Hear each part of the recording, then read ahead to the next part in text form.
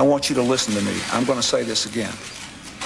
I did not have sexual relations with that woman, Miss Lewinsky.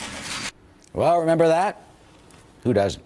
Bill Clinton infamously offering his first defense to the Monica Lewinsky scandal when that hit in 1998. And now, over 17 years later, still a hot topic, with Donald Trump going after Bill Clinton's checkered past on the campaign trail. Another presidential candidate, a Republican, though, is offering to stand up for Hillary, kind of, and that is Senator Rand Paul. He kind of got a free pass from most of the media on it as it went through the first time.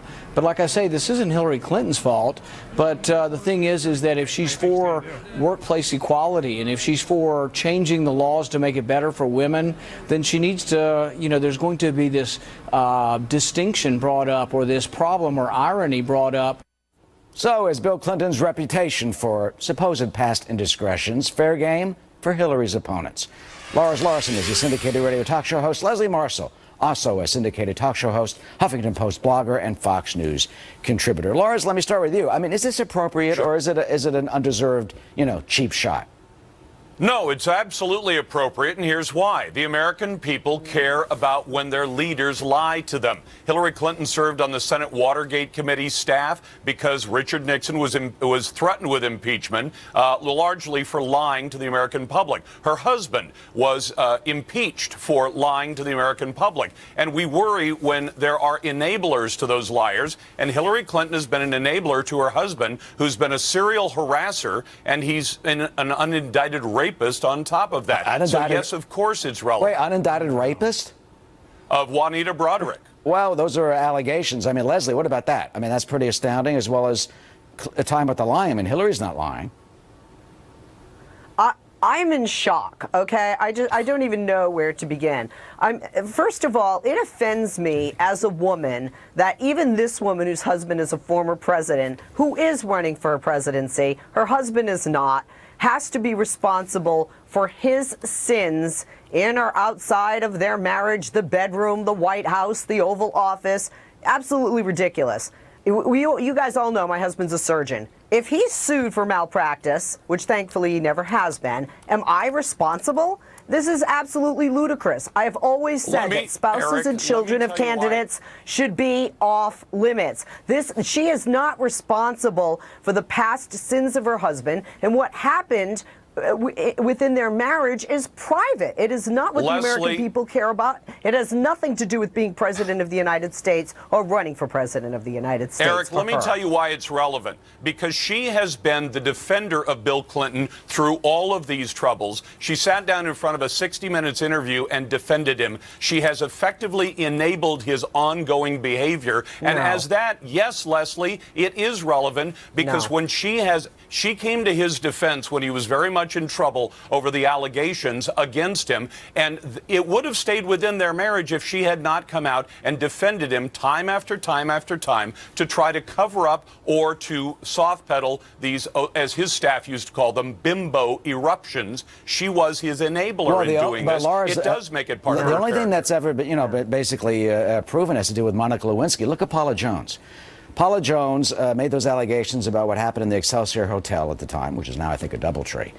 He settled $850,000, acknowledged no wrongdoing, no apology. Now, when you talk about workplace harassment, she was an employee of the Arkansas Industrial Development Commission.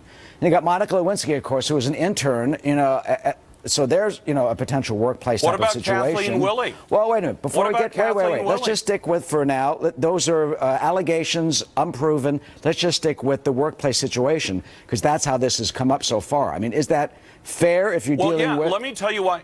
Let me tell you why it's relevant. Why did he get out of the Paula Jones case? Because he lied under oath to a federal court.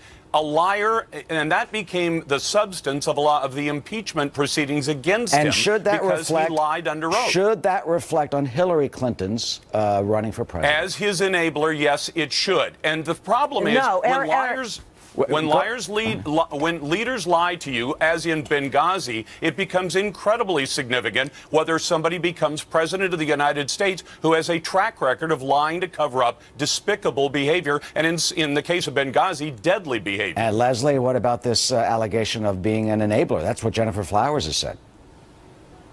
This is absolutely deplorable. This is desperation at its finest from the GOP. Lars, you're better than this. The reality is that Bill Clinton has higher approval ratings than Trump and all of the GOP candidates. If Bill Clinton ran today, he would win when he was president, despite what happened personally, which I would kick my husband to the curb for. But she chose to support her husband, which many women, regardless of the political ideology in this country, in and outside of politics, have and continue to do. When he was president, the economy was strong, we were at peace, and most Republicans I know, here and outside of California, would vote for him. Lars? Eric, does it speak to somebody's character when you, time after time after time, defend despicable behavior? And when you yourself have been a liar on the public stage, and she has. She lied about Benghazi. Lars, sorry. Donald Trump cheated on his first wife with his second wife. Donald Trump cheated on his first wife with his second wife, who he divorced, is on his third wife. Are you seriously, with Trump possibly becoming your party's nominee in the next year, what I'm saying is going to point a finger to Hillary Clinton's husband's behavior when your own nominee might have had more reprehensible, that's going to be the debate. You hear it right there, whether or not that's the debate, whether it's his behavior or not. She is running. It's her record. We'll see how the voters sort it out. Lars and Leslie, thank you. Eric, thank you very much. Happy New Year. Happy New Year. You too.